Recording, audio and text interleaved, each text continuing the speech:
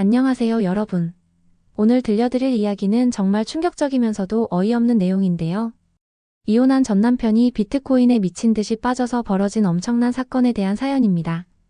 마지막 반전은 정말 상상도 못하실 거예요. 끝까지 집중해서 들어보세요. 저는 작년에 이혼을 했습니다. 결혼 7년 만에 내린 결정이었는데 사실 쉽지 않은 선택이었어요. 전 남편 준호와 저 사이에는 여러 문제가 있었지만 결정적인 계기는 그의 도박 중독이었어요. 경마장에서 시작된 도박이 점점 심해져서 가정 경제가 완전히 무너진 상황이었거든요. 이혼 당시 준호는 정말 간절하게 빌었어요. 수진아, 마지막 기회만 줘. 도박은 절대 안 해. 하지만 저는 이미 마음을 굳혔었어요. 7번의 재기 기회를 줬는데 매번 실망만 했었거든요. 이혼 조정 과정에서 가장 큰 쟁점은 위자료와 재산 분할이었어요. 준호가 도박으로 날린 돈이 거의 5천만 원 정도였는데 그래도 집은 남아있었거든요. 강남구에 있는 30평 아파트였는데 시세가 12억 정도 됐어요. 변호사 선생님이 말씀하시기를 도박 중독이 이혼 사유라면 위자료를 충분히 받을 수 있다고 하셨어요. 결국 집을 팔아서 준호가 저에게 6억을 주기로 합의했어요. 이혼이 성립된 건 작년 8월이었어요. 그리고 9월에 집이 팔리면서 저는 6억을 받았어요. 이혼 후 저는 새로운 삶을 시작했어요. 회사를 다니면서 원룸에서 혼자 살기 시작했는데 생각보다 자유롭고 편안했어요. 6억이라는 목돈이 있으니 경제적으로도 여유가 있었고요. 그런데 이혼하고 3개월쯤 지났을 때 준호에게서 갑자기 연락이 왔어요. 수진아, 미안한데 잠깐 만날 수 있을까? 저는 처음에 거절했어요. 이혼한 사이인데 굳이 만날 필요가 있나 싶었거든요. 하지만 준호가 계속 연락을 해서 결국 만나기로 했어요. 우리 집 근처 카페에서 만났는데 준호의 모습이 좀 달라 보였어요. 살도 빠지고 피부도 거칠어져 있었어요. 수진아, 나 요즘 새로운 사업을 시작했어. 준호가 말했어요. 무슨 사업? 가상화폐 투자야. 비트코인 말이야. 그 순간 저는 한숨이 나왔어요. 도박을 그만둬야 한다고 그렇게 말했는데 이번에는 비트코인이라니. 준호 씨, 그게 도박이랑 뭐가 달라요? 아니야, 수진아. 이건 달라. 정말 제대로 된 투자야. 준호는 자신이 얼마나 공부했는지, 비트코인 시장을 얼마나 분석했는지 열변을 토했어요. 나 진짜 3개월 동안 하루에 16시간씩 차트만 봤어. 저는 그냥 들어주기만 했어요. 어차피 이혼한 사이고 준호가 뭘 하든 제 상관은 아니니까요. 그래요, 잘 되길 바래요. 그렇게 말하고 일어서려는데 준호가 제 팔을 붙잡았어요. 수진아, 사실 부탁이 있어서 연락한 거야. 무슨 부탁을 하려던 거예요? 투자금이 좀 부족해서 혹시 2억 정도만 빌려줄 수 있을까? 너 목돈도 있잖아. 저는 정말 기가 막혔어요. 준호 씨 정신 나갔어요? 이혼도 당신 도박 때문에 했는데 돈을 빌려달라고요? 수진아, 이건 정말 다르다니까. 1개월만 빌려줘. 1개월 후에 이자까지 쳐서 갚을게. 저는 바로 거절했어요. 절대 안 돼요. 다시는 이런 얘기 하지 마세요. 그리고 자리에서 일어났어요. 준호가 뒤따라 나오며 말했어요. 수진아, 정말 마지막이야. 그 후로 한 달 정도 준호에게서 연락이 계속 왔어요. 문자, 전화, 심지어 집 앞까지 찾아왔어요. 하지만 저는 일체 응답하지 않았어요. 결국 준호도 포기한 것 같았어요. 그런데 올해 2월에 충격적인 소식을 들었어요. 제가 다니는 회사 동료 미경 언니가 저에게 말하더라고요. 우리 남편이 골프 모임에서 들었는데 준호 씨가 비트코인으로 완전히 망했대. 집까지 날렸다고 하던데. 저는 깜짝 놀랐어요. 정말요? 미경 언니 남편 상우 씨가 준호와 같은 골프 모임에 나간다는 얘기는 들었었는데 그런 소식이 있었다니. 상우가 그러는데 준호 씨가 비트코인에 올인했대. 그런데 폭락하면서 완전히 날렸다고 해. 저는 복잡한 기분이었어요. 한편으로는 그럴 줄 알았다는 생각이 들었고 또 한편으로는 안타까운 마음도 들었어요. 아무리 이혼한 싸이라도 7년 동안 같이 살았던 사람인데. 그래서 지금 준호 씨가 어떻게 되었어요? 원룸으로 이사 갔다고 하더라. 그것도 월세로. 제가 그때 돈을 빌려주지 않은 게 정말 다행이었어요. 그런데 더 충격적인 건 그 다음이었어요. 준호에게서 다시 연락이 온 거예요. 이번에는 카카오톡 메시지였어요. 수진아, 나 지금 정말 힘들어. 집도 잃고 빚만 남았어. 정말 미안하지만 도와줄 수 있을까? 저는 답장하지 않았어요. 그런데 며칠 후에 또 메시지가 왔어요. 수진아, 나 지금 편의점에서 야간 알바하고 있어. 하루에 4시간씩 자면서 살고 있어. 정말 죽을 것 같아. 솔직히 마음이 흔들렸어요. 아무리 이혼한 사이라도 사람이 그렇게 힘들어하는데 모른 척 하기가 쉽지 않더라고요. 그래서 결국 준호를 만나기로 했어요. 이번에는 제가 장소를 정했어요. 집에서 멀리 떨어진 홍대 근처 카페였어요. 준호를 봤을 때 정말 충격이었어요. 완전히 다른 사람이 된 것 같았어요. 살은 더 빠져 있었고 옷차림도 초라했어요. 예전에 그 자신만만한 모습은 온데간데 없었어요. 수진아, 와줘서 고마워. 상황이 어떻게 된 건지 얘기해봐요. 저는 차분하게 말했어요. 지금 빚이 1억 5천만 원 정도 남았어. 변호사가 회생 신청하라고 하는데 수진아, 개인 회생 신청하려면 변호사비가 필요해. 500만 원만 빌려줄 수 있을까? 준호 씨, 저 이미 말했잖아요. 당신한테 돈 안 빌려준다고. 수진아, 제발. 이번이 정말 마지막이야. 준호가 눈물까지 글썽이더라고요. 당신은 항상 마지막이라고 하잖아요. 7년 동안 몇 번을 마지막이라고 했는데. 그때 저는 정말 화가 났어요. 준호 씨, 당신 때문에 제가 얼마나 고생했는지 알아요? 도박 빚 갚으려고 제가 밤낮으로 일했던 거 기억 안 나요? 어느 날 미경 언니가 또 충격적인 소식을 가져왔어요. 수진아, 너 전 남편 또 큰일 났대. 더 큰 문제가 생겼다고 해. 무슨 문제요? 준호 씨가 대부업체에서 돈을 빌렸나 봐. 고금리로. 그런데 이걸 못 갚으니까 지금 큰일이 난 거지. 저는 소름이 끼쳤어요. 대부업체라니. 준호 씨는 저를 다시 찾아와서 돈 얘기를 했어요. 수진아, 마지막으로 부탁이야. 3천만 원만 빌려줘. 아니면 나 정말 죽을 수도 있어. 저는 정말 화가 났어요. 준호 씨, 당신 때문에 제가 왜 위험해져야 해요? 당신이 만든 문제잖아요. 그런데 그때 준호가 갑자기 제 팔을 붙잡으면서 말하더라고요. 수진아, 우리 다시 시작하자. 내가 정말 정신 차리게. 그날 밤 저는 잠을 이룰 수 없었어요. 준호가 정말 위험한 상황에 처한 것 같았거든요. 하지만 제가 도와준다고 해서 해결될 문제도 아니었어요. 다음날 일요일 오후에 또 인터폰이 울렸어요. 이번에는 준호가 아니라 모르는 남자였어요. 안수진 씨 댁 맞나요? 그 순간 소름이 끼쳤어요. 대부업체 사람인 것 같았어요. 저는 준호 씨와 이혼한 사이예요. 관련 없어요. 그 후로 며칠 동안 정말 불안했어요. 혹시 다시 찾아올까봐 무서웠거든요.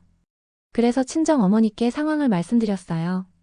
어머니께서는 화를 내셨어요. 그 사람이 어떻게 아직도 그래? 너한테 피해주려고 하니? 엄마, 저도 어떻게 해야 할지 모르겠어요.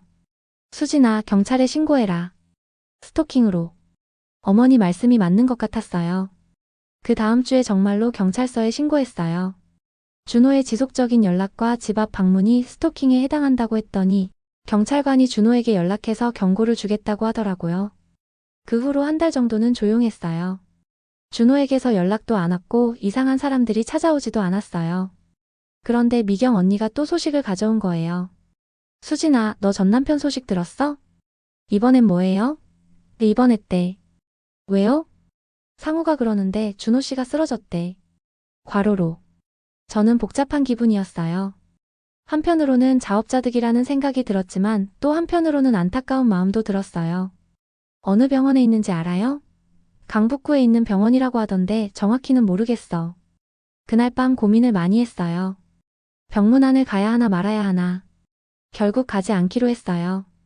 괜히 갔다가 또 무슨 일에 휘말릴지 모르니까요. 그런데 며칠 후에 준호의 친구인 민준이에게서 연락이 왔어요. 민준이가 말하기를 준호가 병원에서도 계속 제 얘기만 한다는 거예요. 수진이한테 너무 미안하다고, 자기 때문에 수진이가 고생했다고 계속 말해. 그래서 저한테 뭘 바라세요? 준호를 한 번만 봐줄 수 있을까? 친구로서 부탁이야. 저는 고민했어요. 정말 마지막으로 한 번만 봐주는 게 맞을까?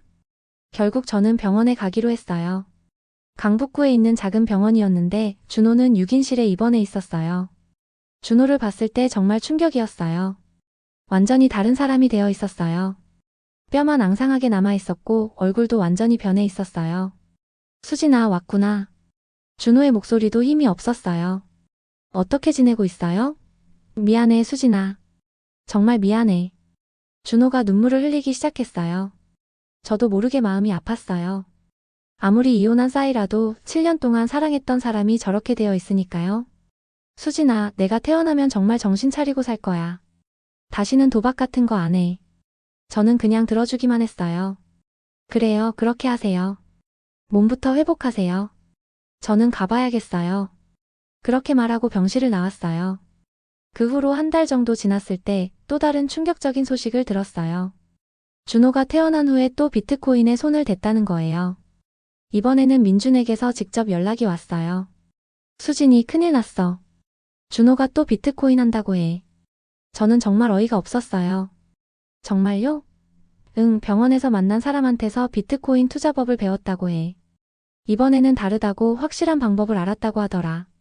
정말 한심했어요. 그렇게 큰 실패를 했는데도 또 그런 생각을 한다니. 그래서 지금 뭘 하고 있대요? 문제는 또 대부업체에서 돈을 빌리려고 한다는 거야. 저는 정말 한숨이 나왔어요. 민준 오빠, 저는 더 이상 준호 씨 일에 관여하지 않을 거예요. 수진아, 그래도 너만이 준호를 말릴 수 있어. 아니에요. 저로서는 어떻게 할 수 없어요. 그렇게 전화를 끊었는데 며칠 후에 정말 예상치 못한 일이 벌어졌어요. 그날은 금요일 저녁이었는데 회사 동료들과 함께 강남역 근처에서 회식을 했어요. 술을 좀 마시고 집에 가는 길이었는데 지하철역에서 누군가가 저를 부르는 소리가 들렸어요. 돌아보니 준호가 서 있더라고요. 그런데 모습이 또 달라져 있었어요. 병원에서 봤을 때보다는 나아 보였지만 뭔가 이상한 기운이 있었어요. 수진아, 우연이네. 준호 씨 왜 여기 있어요? 아, 나 요즘 이 근처에서 일해. 편의점 야간 알바. 준호의 말투가 좀 이상했어요. 너무 들뜬 것 같았어요. 그래요. 저는 가봐야겠어요. 그런데 준호가 저를 따라오더라고요. 수진아, 잠깐만. 좋은 소식이 있어. 무슨 소식이요? 나 요즘 비트코인으로 돈을 벌고 있어. 진짜야. 저는 또 시작됐다는 생각이 들었어요. 아니야, 수진아. 이번에는 정말 달라. 내가 새로운 방법을 찾았어. 준호가 핸드폰을 꺼내서 뭔가를 보여주려고 했어요. 저는 보지 않았어요. 그리고 빨리 걸어갔어요. 하지만 준호가 계속 따라오면서 말했어요. 수진아, 나 진짜 이번에는 성공할 거야. 그러면 우리 다시. 저는 돌아서면서 소리쳤어요. 준호 씨, 그만해요. 저는 당신과 아무 상관없어요. 그 순간 지나가던 사람들이 모두 저희를 쳐다봤어요. 저는 부끄러웠지만 어쩔 수 없었어요. 준호가 당황한 표정으로 말했어요. 수진아, 미안해. 나 그런 뜻이 아니었어. 준호 씨, 다시는 제 앞에 나타나지 마세요. 정말로 경찰 신고할 거예요. 그렇게 말하고 저는 택시를 잡아탔어요. 집에 도착해서도 마음이 편하지 않았어요. 준호가 또 무슨 일을 벌일지 걱정됐거든요. 그런데 그 다음 주 월요일에 회사에서 미경 언니가 또 소식을 가져왔어요. 수진아, 너 전 남편 또 큰일 났대. 이번엔 뭐예요? 저는 이미 지친 목소리로 물어봤어요. 또 비트코인이야. 정말 한심했어요. 그래서 지금 어떻게 된 거예요? 이번에는 살해 협박까지 받았다고 하더라. 그날 오후에 정말로 준호에게서 전화가 왔어요. 저는 받지 않았는데 계속 전화가 와서 결국 받았어요. 수진아, 나야. 준호의 목소리가 떨리고 있었어요. 뭐예요? 수진아, 나 정말 위험해. 도와줘. 준호 씨, 또 그 얘기예요? 저는 도와줄 수 없어요. 수진아, 이번에는 정말 심각해. 내가 죽을 수도 있어. 저는 전화를 끊어버렸어요. 더 이상 들을 수가 없었어요. 그런데 그날 밤에 정말 무서운 일이 벌어졌어요. 새벽 2시쯤에 집 인터폰이 울렸어요. 누군지 확인해보니 모르는 남자들이 서 있었어요. 안수진 씨 맞나요? 누구세요? 준호 씨 관련해서 잠깐 얘기 좀 하고 싶어요. 저는 무서워서 온몸이 떨렸어요. 저는 준호 씨와 이혼한 사이라고 계속 말씀드렸잖아요. 아, 그래요? 그런데 준호 씨가 부인이 도와줄 수 있다고 했거든요. 저는 도와줄 수 없어요. 그리고 지금 새벽인데 이러시면 안 되죠. 알겠습니다. 그 사람들이 가고 나서 저는 정말 무서웠어요. 다음날 아침에 바로 경찰서에 신고했어요. 어제 새벽에 모르는 사람들이 찾아와서 협박했다고 했더니 경찰관이 심각하게 받아들이더라고요. 혹시 전 남편이 사채업체에서 돈을 빌렸을 가능성이 있나요? 그럴 것 같아요. 그럼 더 위험할 수 있어요. 일단 CCTV 확인해보고 순찰을 강화하겠습니다. 그날 회사에서도 집중이 안 됐어요. 준호 때문에 제가 위험에 처할 수도 있다는 생각에 화가 났어요. 퇴근 시간에 민준이에게서 전화가 왔어요. 수진아, 그런데 문제는 준호가 너를 보증인으로 세웠다고 거짓말한 것 같아. 저는 깜짝 놀랐어요. 뭐라고요? 그래서 사채업체에서 너한테까지 찾아간 거야. 정말 어이가 없었어요. 제가 보증인이라고 거짓말을 했다니. 민준 오빠, 그럼 저는 어떻게 해야 해요? 그날 저녁에 결국 준호를 만나기로 했어요. 이번에는 경찰서 앞 카페로 장소를 정했어요. 혹시 모를 상황에 대비해서요. 준호가 왔을 때 정말 놀랐어요. 완전히 폐인이 된 모습이었어요. 옷도 며칠째 갈아입지 않은 것 같았고 수염도 덥수룩했어요. 준호 씨, 저를 보증인으로 세웠다면서요? 저는 바로 본론을 꺼냈어요. 준호가 당황한 표정을 지었어요. 수진아, 미안해. 다른 방법이 없었어. 저는 정말 화가 났어요. 준호 씨, 이제 정말 선을 넘었어요. 어떻게 제 동의도 없이 보증인으로 세워요? 수진아, 정말 미안해. 한 번만 살려줘. 준호 씨, 당장 사채업체에 연락해서 제가 보증인이 아니라고 말하세요. 수진아, 그럼 나는 어떻게 돼? 그건 당신이 알아서 할 일이에요. 저는 자리에서 일어났어요. 그런데 준호가 갑자기 제 앞에 무릎을 꿇더라고요. 카페 안에서요. 수진아, 제발 살려줘. 나 죽고 싶지 않아. 주변 사람들이 모두 쳐다봤어요. 저는 정말 부끄러웠어요. 준호 씨, 일어나세요. 사람들이 다 봐요. 수진아, 돈 좀 빌려줘. 정말 마지막이야. 준호 씨, 일어나세요. 결국 카페 사장님이 나오셔서 다른 손님들에게 피해가 되니까 나가달라고 하시더라고요. 저는 준호를 끌고 카페 밖으로 나갔어요. 준호 씨, 정신 차려요. 이게 뭐 하는 거예요? 준호가 울기 시작했어요. 수진아, 미안해. 정말 미안해. 미안하다고 해서 해결되는 게 아니에요. 그렇게 말하고 저는 그 자리를 떠났어요. 집에 돌아와서는 정말 무서웠어요. 혹시 사채업체에서 또 찾아올까 봐요. 그런데 그 다음날 정말 예상치 못한 전화를 받았어요. 병원에서 온 전화였어요. 안수진 씨죠? 김준호 씨 보호자로 연락드렸습니다. 네. 무슨 일이에요? 김준호 씨가 교통사고를 당해서 현재 중환자실에 계세요. 저는 깜짝 놀랐어요. 어떻게 된 거예요? 자세한 건 병원에 와서 확인해 주세요. 저는 병원으로 급히 갔어요. 중환자실 앞에서 민준 오빠를 만났어요. 준호가 길을 건너다가 차에 치였어. 의식은 있는데 다리를 심하게 다쳤어. 의사 선생님이 나오셔서 설명해 주셨어요. 다행히 생명에는 지장이 없지만 다리 수술을 해야 합니다. 저는 복잡한 기분이었어요. 아무리 이혼한 사이라도 사람이 다쳤는데 모른 척 할 수는 없었어요. 일단 응급수술부터 해달라고 하세요. 수술비는 제가 낼게요. 고마워. 그날 밤 수술이 끝날 때까지 병원에서 기다렸어요. 다행히 수술은 성공적이었어요. 준호가 의식을 찾았을 때 저를 봤어요. 수진아, 와줘서 고마워. 수술비는 제가 냈어요. 나중에 갚으세요. 수진아, 정말 미안해. 너한테 이런 부담까지. 몸부터 회복하세요. 저는 그렇게 말하고 병실을 나왔어요. 그런데 며칠 후에 놀라운 소식을 들었어요. 준호가 교통사고 보상금으로 5천만 원을 받게 되었다는 거예요. 상대방 과실이 컸기 때문이었어요. 민준이가 전화로 알려줬어요. 수진이, 준호가 보상금 받으면 먼저 너한테 수술비부터 갚겠다고 해. 그래야죠. 그리고 사채업체 빚도 어느 정도 갚을 수 있을 테니 다행이네요. 저는 다행이라는 생각이 들었어요. 이제 준호도 빚에서 벗어날 수 있고 저도 더 이상 휘말리지 않을 수 있을 테니까요. 그런데 한 달 후에 또 다른 소식을 들었어요. 이번에는 정말 어이없는 얘기였어요. 미경 언니가 말하더라고요. 너 전 남편이 또 비트코인 한다고 해. 설마요? 상우가 그러는데 준호 씨가 보상금으로 또 비트코인에 투자한다고 하더라고. 정말 한심했어요. 또 그런 생각을 한다니. 이번에는 정말 확실한 방법을 찾았다고 하던데. 그 사람은 정말 안 변해요. 저는 더 이상 준호의 소식을 듣고 싶지 않았어요. 미경 언니도 연을 끊었고 준호 씨와 연관된 사람들은 전부 차단했어요. 준호의 소식은 더 이상 들리지 않아요. 아마 잘 살고 있겠죠. 돌이켜보면 정말 힘든 시간이었어요. 준호의 도박 중독, 이혼, 그리고 이혼 후에도 계속된 준호의 비트코인 중독까지. 오늘 이야기는 여기까지입니다. 정말 긴 이야기였는데 끝까지 들어주셔서 감사해요. 혹시 비슷한 경험이 있으시거나 조언이 있으시면 댓글로 남겨주세요.